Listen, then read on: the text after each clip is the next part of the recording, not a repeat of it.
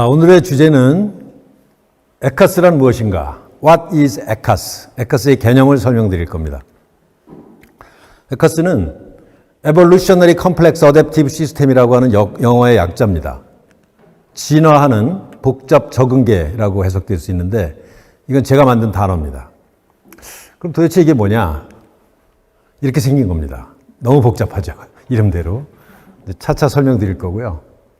제가 이 에카스라는 개념을 한 8년 전에 개발을 했어요. 원래 제가 한 2010년도 근처까지는 이제 사업을 하다가 2011년, 2년부터는 책을 쓰고 이런 이론을 개발하고 강연을 하는 일을 주로 했습니다. 실제로 사업에서 은퇴를 했었죠. 그래갖고 이런 활동을 할 때가 이게 이제 그때 보면은 에카스 아카데미 이게 2014년, 5년도에 하는 겁니다. 이때 제가 에카스 아카데미라는 걸 만들어갖고 11시간에 걸쳐서 강의를 합니다. 그러니까 굉장히 방대한 이론 체계입니다. 그래서 이거를 이제 했는데, 보면은 에카스의 원리와 진화 알고리즘과 기업 경영에 대해서 한 거 있고, 그게 4장이죠. 7강에서는 밈, 도그마, 이데올로기와 에카스가 어떤 관련이 있는가. 그 다음에 8강에서는 집단 행동의 원리와 국가의 흥망성쇠. 그 다음에 9강에서는 역사의 일반 법칙과 국가 번영, 뭐 이런 식으로 11가지의 굉장히 거대 담론을 강의를 했었습니다. 그 에카스하고 저희 그 프로젝트의 이름인 에카스하고 같은 겁니다. 그래서 제가 에카스가 뭔지 설명드리고자 하는 거고요. 여러분들 블록체인의 핵심은 다오라는 거 잘 알고 계시죠? 탈중앙화된 자율조직, Decentralized Autonomous Organization인데 이게 에카스의 핵심 원리 중에 하나입니다. 저는 훨씬 전에 에카스를 했는데 나중에 보니까 제가 꿈꾸던 어떤 에카스의 원리와 그것이 작동하는 사회가 블록체인으로 하면 구현되겠더라고요. 그래서 제가 2015년도에 블록체인 사업으로 다시 뛰어든 겁니다. 여기서 중요한 게 good governance. governance라는 것은 집단 의사결정 구조를 말합니다. 그래서 의사결정 구조와 good token metrics.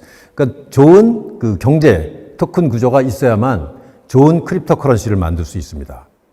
그래서 제가 처음에 보스코인이라고 하는 크립토커런시를 설계해갖고 그 ICO를 성공할 수 있었던 것은 이러한 정치, 경제, 사회적인, 금융적인 비즈니스 모델을 이미 제가 알고 있었고 그거를 반영했기 때문에 가능했던 것입니다. 여기는 단순히 금융이나 컴퓨터 알고리즘도 기본적으로 중요하지만 중요한 게 이 각 구성원들 사이의 소셜 다이나믹스를 어떻게 디자인할 것인가. 이거를 이제 메커니즘 디자인이라고 얘기하는데요. 어떤 세상을 설계하는 개념입니다. 그래서 이제 그 세상을 설계하는 개념에 에카스가 중요하다는 거죠. 제가 지난번 강의에 미래를 예측하는 가장 좋은 방법은 미래를 발명하는 것이다. 이렇게 말씀드린 적이 있죠. 저는 이런 태도로 일했어요. 그 다음에 또 다른 것은 또 다른 미래를 알아내는 방법은 세상의 원리를 깨달으면 미래에 어떻게 될 거라는 걸 알 수가 있습니다. 그래서 저는 항상 이거를 추구하면서 살았고요. 근데 에카스 하면은 야, 그 저울을 유명한 카스냐 아니면 맥주 카스냐. 그래서 저희 팀들은 주로 맥주를 카스를 먹습니다. 근데 이게 사실은 꽤 과학계에서는 중요한 개념이에요. 잘 알려진 개념. 여기 보면 컴플렉스 시스템이라고 하죠. 복잡계 과학이라는 게 20세기 후반, 그러니까 1980년대부터 발전하기 시작합니다. 그러니까 우리 학교 다닐 때는 안 배운 개념이죠. 과학이죠. 그래서 카오스, 프랙탈, 셀프 오가니제이션, 자가조직, 그 다음에 에볼루션이 결합된 굉장히 복잡한 정치, 사회, 어떤 생물 구조를 카스라고 합니다. 컴플렉스 어댑티브 시스템이라고 얘기를 합니다. 그래서 보면 컴플렉스 어댑티브 시스템이 이렇게 작동된다. 이거는 코-이볼빙 한다. 그다음에 그래서 카스라는 개념이 일종의 일반 명사입니다. 그래서 아주 복잡한 구조는 세상은 이렇게 복잡하게 카스로 움직인다라는 게 이제 그 세상을 설명하는 원리고요. 그래서 그런 카스가 이제 여러 가지 종류가 있다. 그래서 디센트럴라이즈가 여기 나오죠. 블록체인이 바로 이런 카스 구조인 겁니다. 그래서 이제 이런 모델을 제가 그림을 그려봤는데요. 이게 복잡한 것 같지만 잘 생각해 보시면 당연한 겁니다. 여러분들 지금 코로나 바이러스 움직이는데 코로나 바이러스가 어떻게 생겼을까라고 생각해 보세요. 그럼 여기 바운더리가 있습니다. 피부가 있겠죠. 세포막 있죠. 그 다음에 디텍터라는 게 있습니다. 내가 거기 정보를 받아들이는. 그 다음에 에너지와 물질과 정보가 있어야만 그 바이러스도 살 수 있고, 뭐 박테리아도 살 수 있습니다. 그리고 그 안에는 그 DNA를 비롯한 단백질 구조가 룰 시스템이 있습니다. 이게 탈중앙화된 구조입니다. 그리고 여기에 디센트럴라이즈 거버넌스가 존재해요. 그래야 결정이 되고, 그 다음에 이게 이제 에펙트라고 그래갖고 자기가 움직이고 영향을 주는 이제 그런 구조가 있고요. 그 다음에 리프로덕션 시스템, 자기 복제가 있고, 호모스테이시스, 그러니까 어떤 항상성을 유지하는 구조가 있습니다. 그리고 에너지를 방출하고, 웨이스트, 그러니까 그 폐기물을 방출하는 구조죠. 그래서 여기서 가장 중요한 건 fit order입니다. fit order란 적합한 질서. 살아날 수 있는, 살아가기에 적합한 질서가 그 안에 존재하지 않으면 해야만 생산성이 있고, productive, 그 다음에 survive, 생존할 수 있고, duplicate, 복제할 수 있고, 그래서 adaptive 할 수 있고, 환경 변화에 적응할 수 있고, 그래서 지금 바이러스가 자꾸 변이하는 거죠. 그래갖고 이볼루션이 일어나는 구조입니다. 생물학적으로 생각하면 굉장히 쉬운 개념인데요. 제가 이제 전공을 생물학해서 좀 익숙합니다, 이런 개념은. 이제 한글로는 이렇게 설명되고요. 근데 이거 여러분들 이런 개념 처음 들어보시죠? 우리 구 선생님 처음 들어보시죠? 이렇게 아주 이 공부를 많이 하신 분들도 처음 들어봤다는 얘기는 제가 이걸 이제 처음 만든 거기 때문에 그렇습니다. 아직까지 전파를 안 했기 때문에 그렇습니다. 근데 저는 원래 사람들은 사업가라고 생각하는데, 아니 에커스라고 하는 이상한 걸 왜 연구를 했을까 사람들이 궁금해해요. 그래서 저는 세상을 원리를 깨달아야 미래를 예측할 수 있고, 미래를 예측할 수 있어야 사업을 잘할 수 있습니다. 그 다음에 또 지상 천국 건설의 보탬이 되는 보람된 삶을 살다가 죽기 위해서 제가 이걸 연구를 했습니다. 근데 왜 이런 특이한 것을 40년이나 탐구했는가? 제가 이거를 40년 정도 탐구했어요. 대학 시절부터. 좀 이상한 사람이죠. 이런 사람 잘 없을 거예요. 그래서 제 역사를 좀 아셔야 내가 왜 이런 짓을 했는지 이제 설명드릴 수 있습니다. 저희 할머니, 할아버지이십니다. 이분들은 19세기에 태어나셨죠. 그리고 저희 외할머니, 외할아버지이십니다. 김포에 사셨고, 우리 할머니, 할아버님은 저기 인천에 사셨고, 그리고 저희 부친과 모친이 1948년도에 결혼하셨는데, 저희 아버님이 1923년생이시니까 25살에 결혼하신 거예요. 해방 이후 3년 후에. 저희 부친께서는 인천에서 그 그러니까 그 조선소에서 징용을 나간 노동자였습니다. 22살까지. 그러다가 나오셔갖고 3년 안에 엄청난 사업을 성공을 하셨어요. 젊은 나이에. 그래갖고 인천에서 가장 큰 쌀 도매상을 하셨고, 배달이라는 데서. 그 20몇 살이죠? 25살이 안 돼갖고.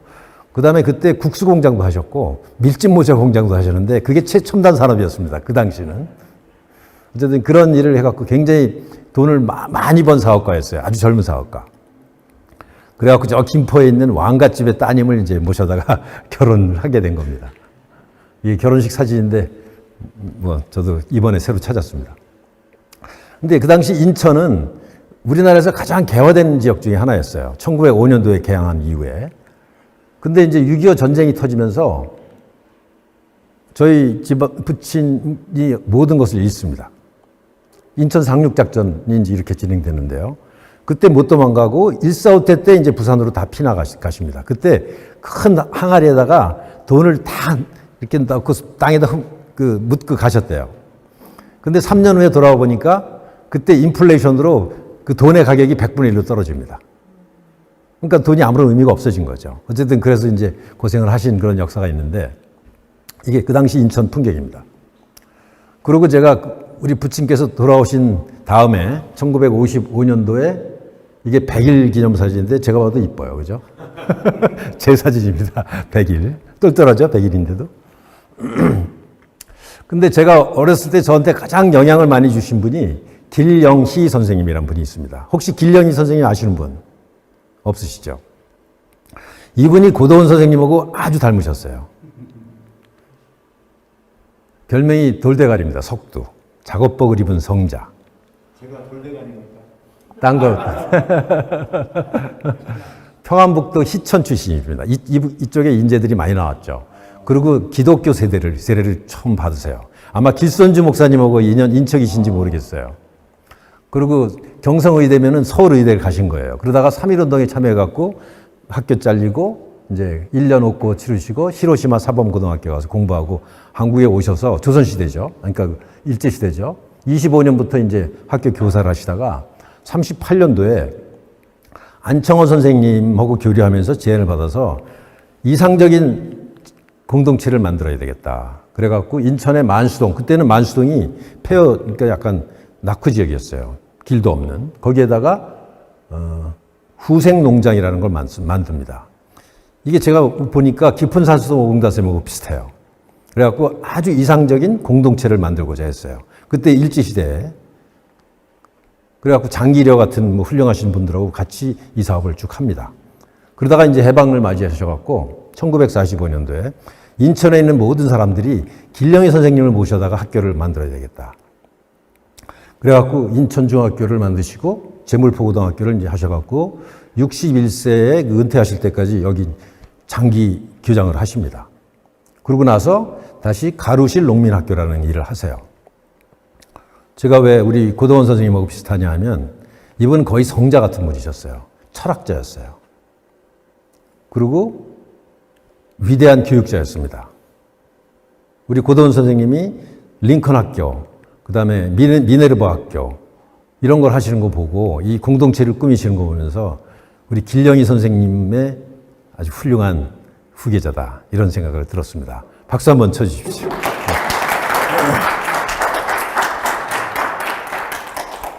길령희 선생님은 저희 학교의 그 모토를 학식은 사회의 등불, 양심은 민족의 소금이라고 지어주셨어요. 저희 평생의 모토가 됐습니다. 그래갖고 학교 교포를 보면 고등학교 자각의 등대 모양입니다. 그 다음에 그 뒤에 있는 게 소금의 결정체 3개입니다. 저는 저 교포를 아주 자랑스럽게 생각하고 학교를 다녔죠. 그래서 무감독 시험을 하셨고 지금도 감독이 없이 시험 봅니다. 전교생 마라톤을 합니다. 풀 코스. 그 다음에 최고의 도서관을 지으시고 최고의 교사진을 모셔요. 그래서 언론인 손우희, 지인 조병화, 수필가 피천득 같은 분들. 그래갖고 학교가 세워진 지 한 몇 년 안 돼갖고 전국에서 서울대 수석들이 수두룩하게 나옵니다. 엄청난 교육자였었죠. 그리고 저는 이제 고등학교 때 이병헌 선생님이라고 종로학원 수학의 아주 전설적인 분이 저를 굉장히 이뻐하셨어요. 그래갖고 제가 수학을 굉장히 좋아했는데 어쨌든 제가 이제 이런 고등학교 때 굉장히 복을 타고 나서 그 인생에 많은 영향을 받았고요. 제가 이번에 앨범을 뒤지다 보니까 제 중학교 3학년 성적표가 나오더라고요. 그래서 한번 봤어요. 제가 2번입니다. 2번. 키 작은 것을 2번째라는 거예요. 그때 제가 굉장히 작았어요. 잘 못 먹어갖고. 그래서 성적표를 봤더니 234등 했더라고요. 491명 중에서. 형편없었죠. 그래서 영어 성적이 얼마인가 봤더니 5월 달에는 50점 만점에 11점. 6월 달에 15점. 형편없었죠. 제가 영어 진짜 못했습니다. 지금은 좀 하는 편이지만요. 그러니까 공부를 지지리도 못했어요, 제가. 제가 고2 때까지 600명 중에서 200등 했습니다. 근데 졸업할 때 20등으로 졸업했습니다. 제가 좀 이상한 사람이죠. 근데 이제 제가 고등학교 다닐 때 아주 감화를 받았던 게 뭐냐면 유클리드 기하학이 너무나 저는 아름답게 생각했어요. 가설을 세우고 증명을 하고. 그 다음에 뉴턴 물리학이 엄청나게 저한테는 아름답게 느껴졌어요. 그 다음에 화학 분자식이 너무 좋았습니다. 그 완벽한 세계, 설명할 수 있는 세계. 그 다음에 멘델의 유전 법칙에서 또 감화를 받았어요. 그래서 저는, 이 세상은 이렇게 질서로 이루어지는구나. 그런 생각을 했고, 이 질서의 마지막 그 고을인 통일장 이론이 아직 해결 안 됐다 이런 말씀 하시더라고요. 물리 선생님이. 그래서 나는 평생 통일장 이론을 완성하는 일을 해야 되겠다. 이런 결심을 하고 서울대 자연대에 가서 물리학과를 가려고 이제 서울대를 갔습니다. 이 통일장 이론이 뭐냐면 Theory of Everything. 모든 것을 설명하는 이론. 이게 스티븐 호킹스의 이제 전기인데요. 그래갖고 우주가 어떻게 탄생했고, 물질이 어떻게 만들어졌고, 그 다음에 특히 중력, 전기력, 자기력, 양력, 이 네 가지 힘이 존재하는데 세상에는 이 네 가지 힘을 하나의 원리로 설명할 수 있는 이론이 바로 통일장 이론입니다. 근데 아직까지 이거를 해결을 못했어요. 그래서 나는 이걸 한번 도전해 보겠다 이런 생각을 하던 학생이었습니다. 근데 그 당시 우리 풍토는 학교에서 주산 놓고 뭐 타자 치고 이런 걸 여학생들은 배웠고 남학생들은 이렇게 교련 훈련을 하던 시절이었습니다. 1970년대. 그다음 1972년도에 이제 10월 유신이 터졌고요. 제가 고등학교 1학년 때죠. 그다음에 75년대는 긴급조치 9호. 이걸로 고도원 선생님이 학교에서 제적되십니다. 맞죠? 그래갖고 많은 사람들의 운명이 바뀌죠. 제가 1975년도에 이제 대학을 들어갑니다. 젊었을 때 사진인가요? 근데 제가 관악산 1세대입니다. 그래갖고 저희 동기들 스토리가 이제 주간교양에서 한 2년간 연재된 적이 있어요. 그래갖고 책으로 나옵니다. 이게 70년대 캠퍼스라는 책인데 여기에 이제 주인공들이 돌아가신 박원순, 그다음에 지금 교육감 조희연, 그다음에 김석준 교육감, 김부겸 총리는 저보다 1년 후배이지만 재수한 후배라서 친구처럼 지내고요. 강금실, 김영란법 만든 김영란, 조배수 의원, 그다음에 아시아나항공 사장 김수천. 저 친구가 이 지하 운동권 지도부의 핵심이었어요. 근데 나중에 아시아나항공의 사장이 됩니다. 부윤경 삼성물산 부사장, 유인택 지금 예술의 전당 사장이죠. 여기는 약대 출신입니다. 저거 동기죠. 농산물 공사 사장 이병호. 이런 친구들이 저하고 평생 같이 친한 친구로 사는 친구들입니다. 그러니까 상당히 좌파죠. 근데 저는 좌파는 아닙니다. 친구들이 좌파이죠. 그다음에 김태현, 주재석이라고 민주노총의 핵심 지도부들입니다. 프레시안 창업자 박인규 아시죠? 조홍섭 기자. 그다음에 임국진이라고 이제 노동운동을 하다가 사업한 친구들이 몇 명 있었다. 변재용, 한솔교육. 그다음에 이제 저도 제가 이런 사진이 나왔어요. 그 책에는 지금보다는 젊죠. 그래서 저에 대해서 한 것도 얘기 좀 나옵니다. 그 책에 보면 자연대 운동권 형성기에 제약한 7학번의 핵은 박창기와 이한주였다. 박창기는 최수찬의 뒤를 이어 과학세대 편집장을 지냈다. 제가 아까 말씀드린 내용인데요. 그래서 제가 이렇게 생겼습니다. 그때 지금 야성적이었죠. 이게 83년도인데 이 친구가 이제 서울대 4대 편집장이었고 이 친구가 이제 이한주라는 양반인데 요즘 뜨고 있어요. 이한주가 누구냐면 이재명의 기본소득 시리즈 설계자 이한주. 그러니까 이재명을 20년 동안 키운 장본인입니다. 가천대 있으면서. 어쨌든 그게 이제 제가 대학교 때부터 친구들이고요. 그때 우리가 생각했던 것은 절대 권력은 절대 부패한다. 자유가 아니면 죽음을 달라. 하늘이 무너져도 정의는 세워라. 진리가 너희를 자유케 하리라. 이런 정신으로 학생운동을 했습니다.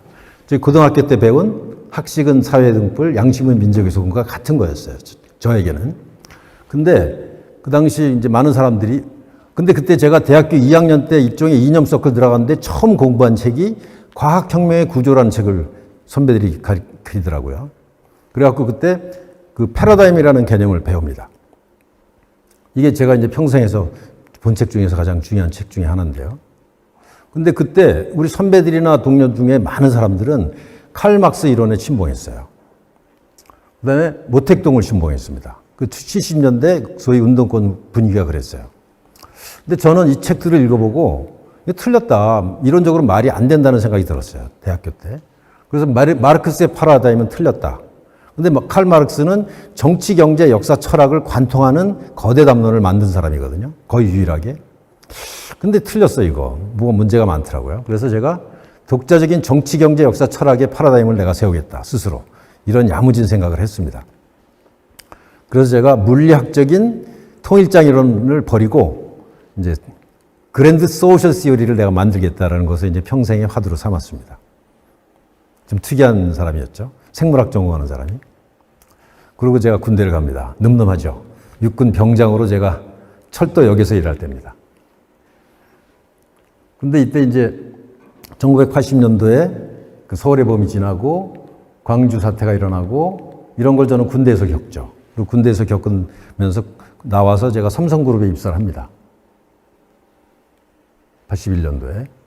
그리고 제가 86년도에 결혼을 하고 CJ에서 이제 있다가 87년도부터 4년간 런던 지점에서 일을 하고 91년부터 5년간 이제 뉴욕 지점에서 제가 일을 합니다. 그리고 95년도에 창업을 해갖고 그때 제가 한 게 소프트웨어 알고리즘을 이용한 헤지펀드를 이제 했다고 말씀드렸죠. 그러다가 이제 99년도에 팍스넷이라는 사이트를 만듭니다. 그래서 돌이켜보면 저는 1960년대 어렸을 때는 완전히 농촌에서 살았어요. 농경사회에 살았습니다. 그러다가 80년대 제1제당에 들어가서는 설탕 제조 무역하는 일을 했습니다. 사실 1차 산업혁명에서 가장 중요한 상품 중에 하나가 설탕이었어요. 그러니까 그 산업에 대해서 굉장히 잘 알게 됐고, 그 다음에 90년대에는 이제 전기 시대죠. 2차 산업혁명 시대에 저는 그때 알고리즘 투자, 컴퓨터를 이용한 금융 이런 일을 했습니다. 그 다음에 3차 산업혁명 시대인 2000년대는 이제 팍스넷과 핑거라고 하는 핀테크 사업을 하면서 어떤 3차 산업혁명의 가장 앞선 분야의 일을 했습니다. 그러다가 2016년경부터는 4차 산업혁명의 핵심 분야인 블록체인 암호화폐 이쪽 분야를 일을 하게 됐습니다. 그래서 제가 생각해 보니까 저는 굉장히 특이하게도 인류 역사에서 거의 유일하게 어쩌면 그 4개 산업혁명을 다 체험하고 농촌사회부터 시작해서 상당히 선두에 있었던 사람이다 이런 생각이 들더라고요. 왜냐하면 제 후대 세대는 이런 사람이 나타날 수가 없겠죠. 그 전 세대도 아마 없을 겁니다. 그리고 나처럼 나이 많은 블록체인 암호화폐 하는 사람도 없고, 그러면 제가 유일하다는 가설을 세울 수도 있겠죠. 맞나요? 그래서 저는 진짜 운 좋은 사람이다. 저는 이렇게 생각합니다. 근데 오늘 또 고도원 선생님하고 우리 두진문 회장까지 만나서 이건 또 천운을 만났다. 이런 생각을 오늘 했습니다, 어제. 근데 저는 그래서 자연과학도면서도 사회과학, 경제학을 굉장히 많이 공부했어요. 그래서 자연과학과 사회과학의 공진화에 대해서 많이 연구를 했고, 저도 책을 많이 읽는 편이었는데요. 그래서 1차 산업혁명, 2차 산업혁명, 3차 산업혁명 당시 이런 과학적 이론과 어떤 사회 경제 이론이 이렇게 결합된다는 것을 많이 공부했고요. 특히 4차 산업혁명 시대에는 이 복잡계 과학과 생명과학이 굉장히 중요한 시대가 왔습니다. 근데 복잡계 과학을 잘 안 가르쳤기 때문에 잘 몰라요, 사람들이. 그 다음에 여기서 거버넌스 이론과 양면시장 이론이 굉장히 중요한데 사람들이 잘 모르죠. 그래서 이제 이런 새로운 시대의 새로운 과학을 이제 연구해야 되고요. 그래서 제가 이제 그런 걸 연구하다가 2012년도에 혁신하라 한국경제라는 책을 씁니다. 제가 생애 처음으로 쓴 책이죠. 이 책을 쓴 계기도 2011년도에 제가 어디 가서 강연을 했는데 그 창작가 비평의 그 백낙천 선생님이 그 강의록을 보시고 창비 대담에 나와달라. 그래서 창비 대담을 했는데 그걸 보시더니 책을 한번 써봐라 그러시더라고요. 그래서 책을 써갖고 갖다 드렸더니 그 백 선생님이 다 교정을 봐주신 책입니다. 처녀작을 그 창비에서 내는 경우는 거의 없거든요. 근데 제가 그런 영광을 누렸고요. 그 다음에 이제 그게 좀 어렵다고 그래서 1년 후에 이제 필로소피라고 하는 공조 대담집을 냅니다. 내용은 거의 같은데요. 여기서 제가 했던 거는 전통적 경제학, 저는 경제학을 엄청 많이 공부했습니다. 근데 거기서 해결하지 못한 문제가 많아서 전통적 경제학을 극복하기 위해서 최신 이론인 게임 이론과 조직 이론을 동원해서 새로운 경제 모델을 만들었어요. 새로운 경제학. 4가지 경제론, 그다음에 부조리한 이권 평형론, 5GI 이론, 도덕국가론, 집권 집단의 적대적 공존론, 최도 승리연합 이론, 뭐 이런 이론을 가지고 경제와 경제학의 나름대로 새로운 모델을 세웠어요. 우리나라 경제학자들 수만 명 있는데 독자적인 이론 만든 사람들 거의 없습니다. 사회학자도 마찬가지인데 별로 없어요. 근데 제가 독자적인 사회과학 이론이다, 사회학 이론이다, 경제학 이론이다라고 제가 주장하는데 학계에선 인정받지 못합니다. 왜냐하면 제가 박사학위가 없기 때문에. 근데 아주 고명한 그 교수님들은 제 이론을 인정을 해주세요. 그래서 이제 여기서 중요한 거는 통섭. 그러니까 정치, 경제, 사회, 경제, 역사, 철학을 이런 인문과학, 사회과학을 자연과학과 결합하는 일을 저는 했습니다, 주로. 그 중에 이제 중요한 게 오리진 오브 웰스라고 하는 바이노커의 책에서 상당히 감명을 받았고요. 이 사람은 진화 경제학을 한 사람입니다. 그 다음에 저의 스승이라고 할 수 있는 그 맨슈 올슨 교수의 1965년에 그 집단 행동의 원리라는 책과 그 다음에 이제 82년도에 국가의 흥망성쇠. 이 책 국내에서는 거의 알려져 있지 않는데 엄청나게 위대한 경제학자입니다. 제가 감히 국내에서는 이분의 수제자라고 주장하고 있어요. 그 다음에 이제 지배 권력과 경제 번영이라는 책도 쓰셨고요. 그래서 이제 에카스라는 심볼을 제가 7년 전에는 이렇게 썼습니다. 나비 효과를 상징할 수 있죠. 카오스에서. 그래서 이걸 이제 조금 더 설명하면, 이런 게 집신벌레인데요. 집신벌레가 과연 어떻게 살아갈까? 이게 에카스를 조금 들여다보면 이게 에카스라는 걸 알 수가 있습니다. 이런 미생물도, 이런 세포도, 그죠? 그리고 우리 인간 몸에 있는 그 혈관 시스템도 그 하나만으로도 에카스입니다. 잘 생각해 보시면. 그 다음에 인간도 에카스입니다. 이 스티브 잡스라는 인간이 돌아가실 때를 생각해 보면 이렇게 디텍터가 있죠. 그 눈, 코, 스킨. 그 다음에 룰 시스템이 있죠. 브레인과 블러드. 에펙터가 있죠. 뼈와 근육. 그 다음에 여기서 이제 배설물이 나오죠. 열과. 그 다음에 피드백을 하면서 배우죠. 근데 돌아가실 때 온도가 떨어지면 온도가 떨어지고 박테리아가 침투하기 시작하고 그 무질서도가 흙과 같이 됩니다. 사람이 죽으면. 그 질서가 없어지는 거죠. 그 다음에 스티브 잡스가 주도하던 애플이라는 회사도 보시면 에카스입니다.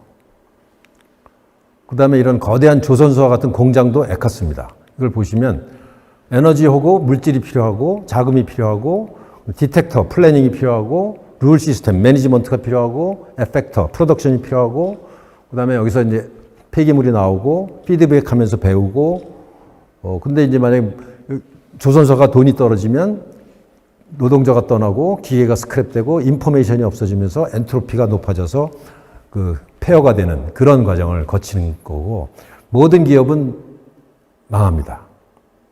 여러분들 역사를 보시면 아시는데요. 미리 장기적으로 보면. 그래서 질서를 유지하는 게 굉장히 중요하다는 말씀 여기서 볼 수 있고요. 국가도 마찬가지입니다. 소련이 망했을 때 과연 어떻게 갑자기 망했잖아요. 어떻게 망했을까? 갑자기 그 질서가 무너지는 겁니다. 여기 디텍터가 있죠. 무슨 그 정보기관. 그다음에 룰 시스템 법이 있죠. 그다음에 에펙터가 있죠. 밀리터리. 그러니까 군사력과 경찰력이 바로 이제 에펙터입니다. 국가도 마찬가지로 이제 그렇게 되는데요. 미국 같은 국가도 마찬가지입니다. CIA 같은 게 이제 디텍터고, 룰이 있고, 에이전트가 피플이고, 이러는 거죠. 그래서 에카스를 설명하는 11가지 특징은 있는데, 아까 그림에서 보여준 바로 그대로입니다. 여러 가지 특징들이 있는데. 근데 어쨌든 세포도, 인간도, 정당도, 국가도, 어떤 회사도, 증권 시스템도, 그 블록체인 시스템도 다 에카스입니다. 그러니까 세상을 설명하는 일반 법칙이라고 감히 말할 수 있겠죠. 제가 대학교 때 추구하던 것을 이런 식으로 정리를 해본 겁니다. 심지어는 반야신경도 설명할 수 있어요. 에카스로. 반야신경이 굉장히 해석하기 어려운 문건입니다. 근데 우리 선조들이 아마 가장 많이 외웠던 문건이 반야신경일 거예요. 근데 어렵죠, 이게. 여기서 반야신경에서 핵심은 이 아니비설신 색성향미촉이라고 하는 겁니다. 아니비설신은 눈, 귀, 코, 혀, 피부라는 뜻이에요. 이게 디텍터죠. 디텍터. 감각기관이죠. 정보를 빨아들이는. 그 다음에 이 사람들이 색성향미촉, 색깔과 소리와 향기와 맛과 촉감을 받아들인다는 거예요. 이런 5가지 감각기관이 5가지의 어떤 그거를 알아들이는데 그것을 수상행식이라고 그래요. 수상행식. 그것이 오온이라고 하고 오온이 허무하다라는 게 이제 이 반야신경의 핵심 메시지입니다. 그럼 도대체 저게 무슨 말일까? 제가 자세히 설명 안 드리겠지만 이 수는 받아들인다는 뜻이잖아요. 감각기관을 얘기하는 겁니다. 근데 인간이 감각기관을 통해서 뭔가 정보를 받았을 때 그게 허무하다는 거예요. 한꺼번에 1분에 수백만 바이트의 정보를 받아들이지만 두뇌까지는 잘 안 간다는 거죠. 그게 상입니다. 그래서 감각기관을 통해서 엄청난 소리와 색깔과 맛을 받아들였는데 그거의 1/1000도 우리가 받아들이지 못하고 그중에 1/1000도 상으로 가지 못한다는 거예요. 상이라는 건 머릿속에 이제 맺히는 상이죠, 상. 그리고 행동이 있죠. 수상행. 그 다음에 이제 이런 수상행을 통해서 의식이라는 게 생깁니다. 의식. 그게 수상행식이에요. 근데 이게 다 허무하다는 거죠. 왜냐하면 수 때부터 문제가 있고 상도 문제가 있으니까. 근데 이걸 합해갖고 색이라고 합니다. 인간 전체를. 그래서 이거를 5가지 따뜻한 거, 오온이라고 그래요. 그래서 저는 부처님이 벌써 한 3,000여 년 전에 이 에카스의 원리를 깨닫고 계셨다. 이런 생각을 해봤습니다. 그래서 어쨌든 에카스는 질서를 만듭니다. 에카스가 없이는 질서가 만들어지지 않아요. 질서라는 건 엔트로피의 감소를 얘기하는 거고 진화하고 필연적으로 죽습니다. 에카스만이 가치를 만들 수 있습니다. 우리는 지금 가치 창조에 관심이 있잖아요. 가치를 만들어야 돈을 벌 수 있고. 그래서 에카스가 바로 오리진 오브 웰스입니다. 모든 가치는 에카스에서만 나온다. 그러면 국부론을 쓴 아담 스미스가 아주 경제학에서는 태도라고 할 수 있죠. 그 다음에 찰스 다인의 그 오리진 오브 스페이시스. 요즘 많은 사람들은 이 아담 스미스보다 이 찰스 다인이 더 위대한 경제학자다. 이렇게 얘기하는 사람들이 있습니다. 진화 경제학자들 이렇게 얘기를 하죠. 경제 현상을 더 잘 설명한다는 겁니다. 그래서 오리진 오브 스페이시스, 그 수많은 종들이 생긴 것은 바로 진화위에서 생겼는데 오리진 오브 웰스, 그러니까 가치, 부는 어디서 나왔냐? 노동, 자본, 땅, 여기서 나온다고 사람들이 얘기하죠. 이걸 생산의 3대 요소라고 얘기합니다. 그래서 그때까지는 노동가치설을 얘기하죠. 아담 스미스나 칼 막스 다 노동의 양과 생산의 양은 비례한다. 이렇게 설명합니다. 근데 그 다음부터 이제 자본가치설이 나오죠. 자본주의 시대에서는 돈을 낸, 자본금을 낸 주주가 주인이야. 그 사람들이 대부분을 가져가야 돼. 왜냐면 거기서 가치가 나오니까, 자본에서. 그 다음에 이제 기술가치설이라는 게 나옵니다. 기술이 더 중요해. 그게 이제 폴 로머라는 분이 이제 1986년도에 이제 만든 건데요. 근데 저는 질서가치설을 얘기합니다. 질서가 훨씬 더 많은 가치를 창조를 한다. 이게 바이노코도 얘기했지만 CK 이론입니다. CK. 그래서 만약에 저희가 지금 에카스 파운데이션에서 가치를 만들어야 되는데 저는 이렇게 평가해요. 노동의 양은 한 10% 정도 기여한다. 시간에 비례하는 게 아니라. 그다음에 자본의 양도 한 10% 정도밖에 기여하지 않는다. 기술은 한 20, 30% 기여할 거예요. 나머지 질서, 어떤 질서를 설계하느냐, 어떤 질서를 만드느냐가 70% 가까운 기여를 한다는 겁니다. 근데 이거는 아마 이 깊은 상속 옹달샘도 비슷할 거예요. 여기 노동의 양이 그렇게 중요하지 않습니다. 그렇죠? 자본이 그렇게 중요하지 않잖아요. 기술도 대단한 기술이 필요한 거 아니잖아요. 어떤 조화로운 질서를 만들어갖고 상생하게 하고 서로 신뢰해갖고 생산성을 높이느냐가 질서의 핵심이라고 봐요. 아마 두지문 회장님 생각도 그러실 거예요. 완전히 새로운 질서를 만드셨잖아요. 그죠? 공유 경제 혹은 구독 경제라고 하는 새로운 질서가 가치를 만든 것이지 웅진 코에라는 그런 질서, 코디라고 하는 질서가 가치를 만든 것이지 정수기가 가치를 만든 게 아닙니다. 그렇죠? 그래서 질서 가치설이 가장 중요하다. 이거 맞는 것 같으면 박수 한번 쳐주십시오. 그럼 질서란 무엇이냐? 질서는 설계도고 음식을 만들 때 레시피고 노드와 링크의 어떤 관계도고 그다음에 소스 코드입니다. 소프트웨어에서는. 그다음에 특허, 계약, 법률, 차터. 제가 만든 차터 리퍼블릭의 차터입니다. 그다음에 거버넌스 구조. 이게 바로 질서입니다. 그래서 질서가 제대로 된 나름대로 잘 된 대한민국은 번성했고 질서가 이상한 질서를 만든 북한은 망한 거예요. 좋은 질서의 남한은 어마어마한 가치를 만들어냈고 나쁜 질서의 북한은 완전히 거의 가치를 창조하지 못하고 있는 거죠. 질문 하나 드리겠습니다. 네. 제가 질문인데요. 이 화면에 나와 있는 여러 가지 제품들, 물품들의 공통점이 뭘까요?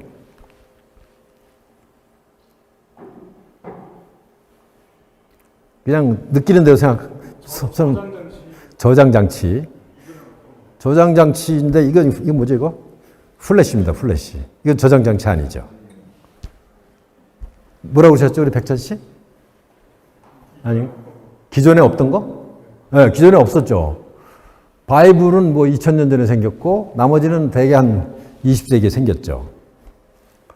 근데 공통점은 뭐냐면 스티브 잡스가 스마트폰을 만든 다음에 다 사라진 제품들입니다. 그 안으로 다 들어가 버렸잖아요. 이 모든 것이 다 들어갔습니다. 그죠? 그럼 뭐지? 스마트폰의 가치는 어디서 나오지? 바로 이런 질서를 하나에다 넣은 거예요. 질서를 만든 겁니다. 새로운 질서. 그죠? 그래서 세계 최대 회사가 됐죠. 지금 2000조가 되는 회사는 바로 이 모든 것을 새로운 질서인 스마트폰에다 넣은 겁니다. 근데 스마트폰의 가치가 뭐 어디서 나올까?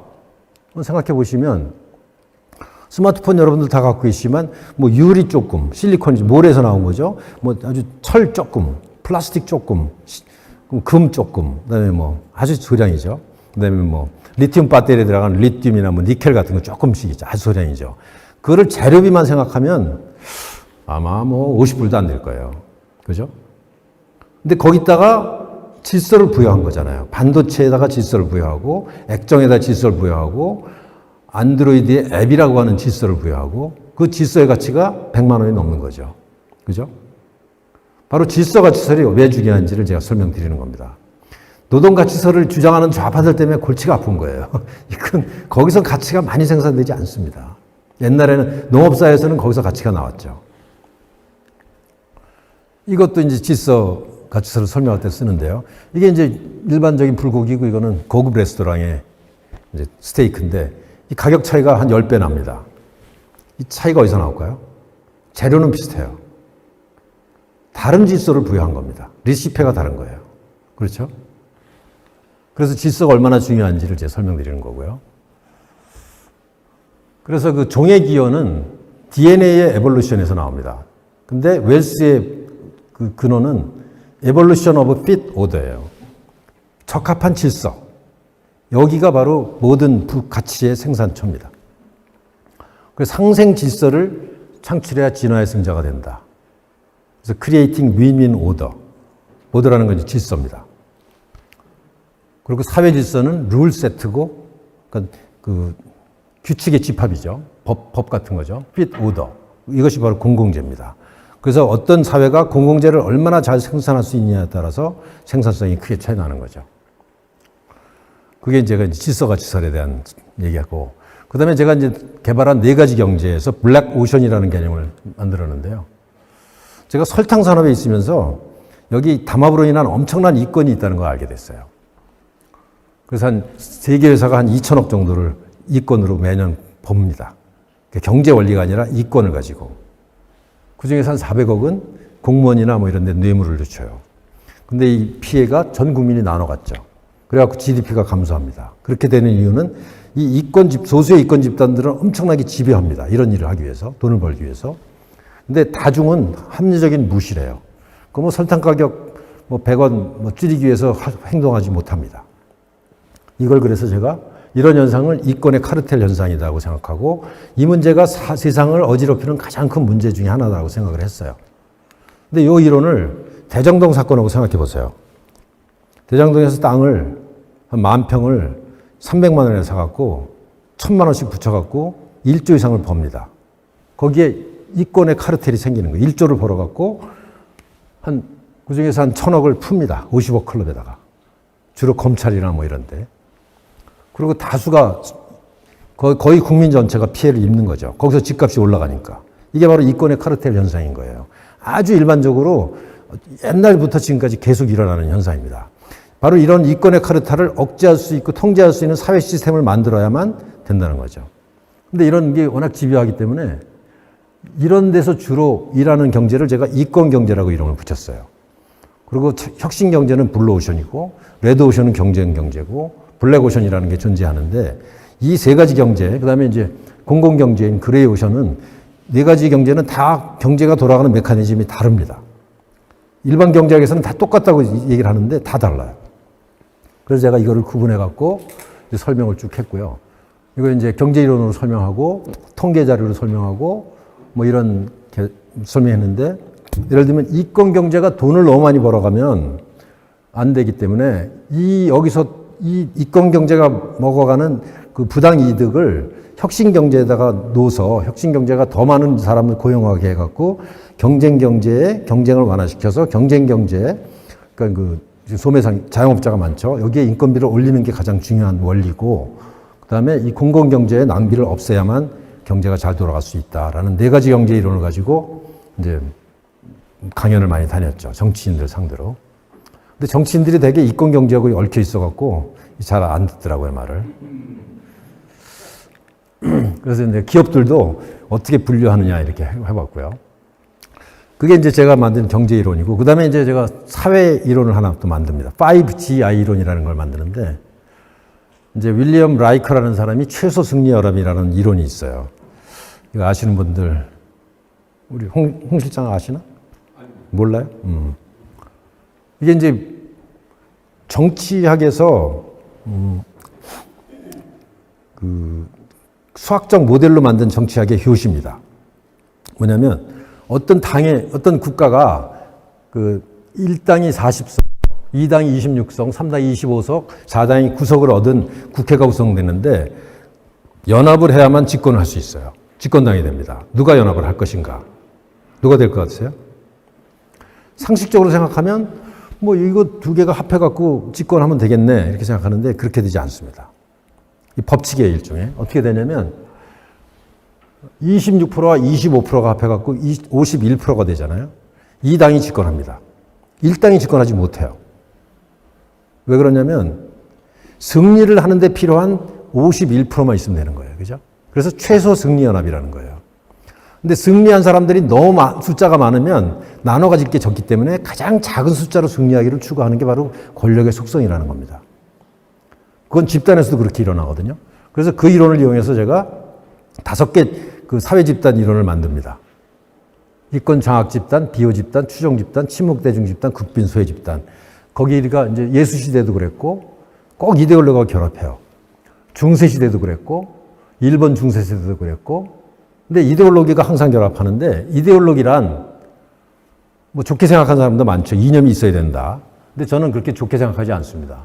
특정 집단이 자신들의 이익을 정당화하기 위해서 만들어서 전파하는 단순화된 논리로 과학을 가장한 선전체계다. 근데 우리 386 사람들은 자기 이념이 엄청나게 중요하고 이념 없는 사람들은 바보라고 취급하는데 이데올로기가 그렇게 좋은 게 아니에요. 과학을 가장한 선전체계일 뿐입니다. 어떤 그 조직의 어떤 이익을 위해서. 히틀러 때도 그랬고 마르크스 때도 그랬고 스탈린 때도 그랬고 제국주의 시대도 그랬고 조선시대도 그랬고 북한도 그랬고 한국도 현재 그렇습니다. 그래서 이러한 일반 법칙에 따라서 세상 문명은 이렇게 계급화될 수밖에 없구나. 이것도 상당히 일반 이론이라고 할 수 있죠. 그 다음에 제가 국가의 운명 이론도 제가 만들어봤습니다. 일반 이론입니다. 한 60년대, 70년쯤 되면 국가는 망하기 시작합니다. 이게 제가 국왕에서 설명했는데요. 역사 역시 진화하는 복잡 적응계입니다.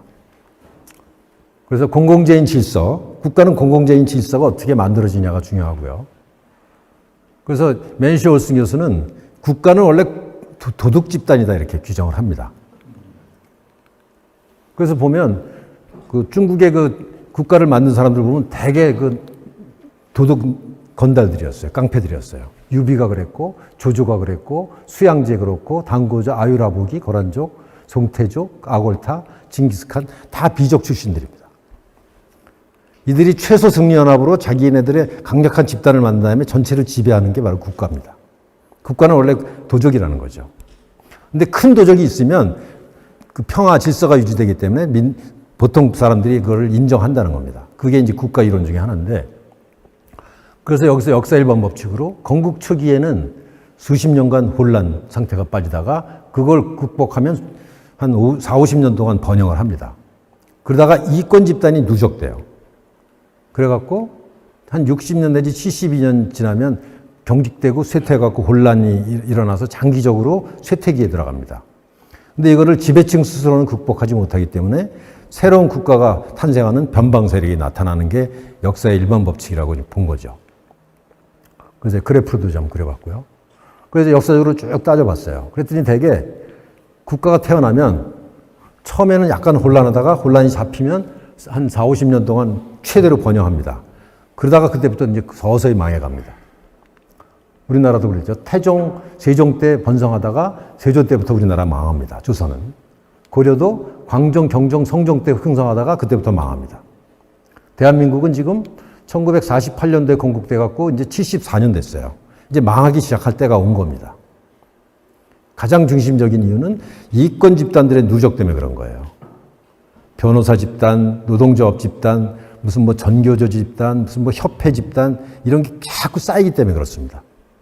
이거를 할 수 있는 방법이 몇 가지 있는데 그게 시장 경제와 어떤 민주제도라는 거예요. 근데 제대로 된 민주제도가 필요한 거죠. 권력 분립과. 그게 지금 무너지고 있기 때문에 지금 우리 대한민국이 위험한 상태라는 거죠.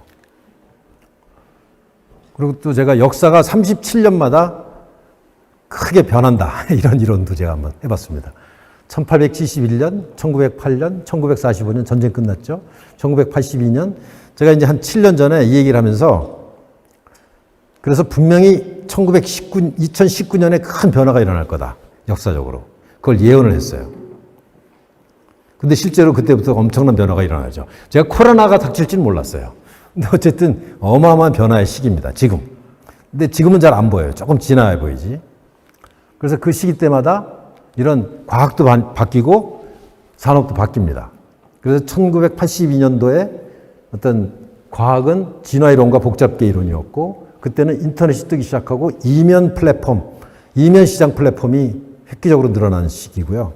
이제 2019년 지금부터는 인공지능, 에카스, 블록체인의 시대고 그다음에 여기 메타버스와 삼면 플랫폼 시장이 각광받을 거라고 저는 보는 겁니다. 그래서 이면 플랫폼, 이면 시장, 양면 시장이라는 거는 제가 뭐 다른 강의에서 자세히 설명드렸는데요. 어쨌든 지금 전 세계 시가총액 1등부터 10등 사이에 7개 기업이 디지털 플랫폼 어떤 기업이고 양면 시장이라는 경제학적 이론으로 설명할 수 있습니다. 근데 거기에 금융을 결합하면 이제 삼면 시장의 디지털 플랫폼이 앞으로 미래에는 세상을 석권하는 그런 질서라는 거죠. 그거를 하고 싶은 게 저희 에카스인 겁니다. 에카스 이론에 맞는 삼면 시장의 디지털 플랫폼을 메타버스에다가 건설하겠다라는 게 에카스의 이론입니다. 그래서 제가 이런 이론을 총망라해서 새로운 국가를 세워야 된다. 그거를 북한을 모델로 만든 게 바로 차터 리퍼블릭이라고 하는 책입니다. 차터가 제가 아까 질서라고 말씀드렸죠. 규약입니다. 법률 질서. 이걸 제가 30만 개 데이터를 엑셀로 시뮬레이션해서 만든 거예요. 그래서 이제 어제 그리고 거의 세계 최초로 NFT로 책을 발행했고 여러분들께 어제 다 나눠드렸죠. 그다음에 에카스 이론은 암호화폐 질서 설계의 필수 과학입니다. 암호화폐는 일종의 거대한 많은 사람들이 자율적으로 참여해서 작동돼야 되는 새로운 질서를 만들어야 되는데 누군가가 처음에 설계를 해야 돼요. 그죠? 설계를 하려면 그 원리를 알아야 되는 거죠. 그래서 제가 2017년 11월 달에 암호화폐 설계의 경제학이라는 강연을 1시간 15분짜리 합니다. 지금도 들어보면 상당히 실속이 있어요. 제가 이 강연에서 암호화폐를 설계할 때 어떤 원리를 해야 되느냐 이거를 거의 7명의 노벨 경제학상을 받은 이론을 가지고 설명을 합니다. 경제학 이론을 다 설명해서. 그래서 밀턴 프리드만의 어떤 화폐 수량서를 가지고 어떻게 설계해야 되는지 설명했고 그 다음에 장 띠롤이라는 사람의 양면 시장 이론을 이용해서 이걸 설명했고 그 다음에 로널드 코우즈라는 사람의 그 거래 비용 이론을 가지고 설명을 했고 엘리너 오스트롬이라는 경제학자의 어떤 그 공공재가 어떻게 작동해야 되는가에 대한 공공재 원리로 설명했고 맨슈 올슨 교수의 어떤 그 집단 행동의 원리로 설명했고 폴 로머 교수의 그다음 그 기술 이론을 가지고 설명을 했습니다. 그 강의를 한번 꼭 들어보시면 참고되실 거예요. 그래서 이제 우리 에카스를 설계하면서 제가 많은 걸 이제 연구를 합니다. 주로 컴퓨터 시뮬레이션을 하는데요, 엑셀로. 이게 여러분들이 보신 펀딩 레이트 히스토리를 뭐 다운로드 한번 해보셨죠? 이거를 2년간 히스토리를 30대의 무빙 에버리지로 데이터로 만들어 본 겁니다. 잘 올라갈 때는 연율로 160%까지 올라갑니다. 그리고 마이너스 간 거는 거의 없어요. 30일 평균으로 하면.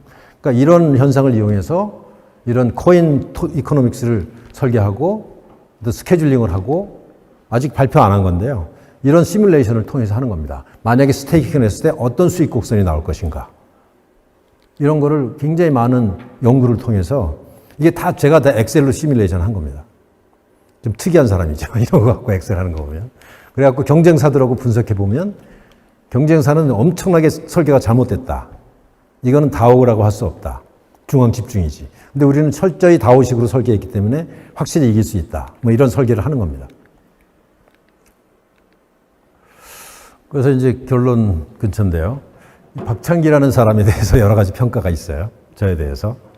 오래 하다 보니까. 그래서 미래를 예측해서 최초 사업을 여러 개 창업한 사람. 이런 사람이고. 우리 두진문 회장님도 비슷한 말씀 하셨죠. 이를 통해서 이웃에게 큰 돈을 꽤 벌어준 사람. 우리 홍정득 씨 주장입니다. 그 다음에 세상의 일반 법칙을 알아내서 전파하는 사상가. 저는 이렇게 기억되길 원해요. 사상가는 흔치 않잖아요. 우리 세상에. 그 다음에 달러를 능가할 국제화폐를 만들겠다는 모험가. 저는 지금 모험을 좋아하는 사람입니다. 그래서 벤처 사업을 10개를 넘게 했죠. 마키아벨리, 제가 좋아하는 마키아벨리가 이런 얘기를 합니다. 위험하지 않은 것은 결코 위대하지 않다. 맞는 말인 것 같아요. 근데 제가 이 말을 들으면서 우리 고도원 선생님의 이 깊은 상수성 옹대쌤이 진짜 위대한 작품인 것 같아요. 근데 상당히 위험했죠. 그죠? 어렵게 시작하셨잖아요. 근데 제가 느낀 게 이건 영성, 철학적, 어떤 사상적, 어떤 휴먼 네트워크를 만드시는구나. 거기에 교육을 결합하시는구나. 이런 느낌을 받았습니다. 그 다음에 두진문 회장님의 그 구독 경제. 휴먼 타치를 통한 실물 네트워크를 엄청나게 조직을 하시는 분이구나. 이런 거를 만나뵌 지 얼마 안 됐지만 느꼈습니다. 저는 에카스라고 하는 블록체인과 암호화폐 플랫폼의 전문가인데 이 세 사람의 특징이 있어요. 창조적인 질서의 설계자입니다. 질서. 그죠? 그래서 이 세 팀이 만나면 영성과 실물 경제와 화폐와 메타버스와 결합하는 하면 위험성은 거의 사라질 것 같아. 거의 100% 성공할 것 같아. 근데 위대한 작품이 나올 것 같아. 그래서 문명 질서. 이건 단순히 사업이 아니라 기업이 아니라 영리 목적의 기업이 아니라 우리는 문명의 질서를 만들 수 있을 것 같아. 이건 막대한 가치가 생기겠죠. 그래서 어쩌면 팍스 아메리카나 시대를 끝내고 팍스 고도박 나라가 생기지 않을까. 고도원, 두진문, 박창기 결합하면. 말 되죠? 그래서 여러분과 함께 이 새로운 문명 질서 창조의 기쁨을 누리길 수 있습니다. 이상 마치겠습니다.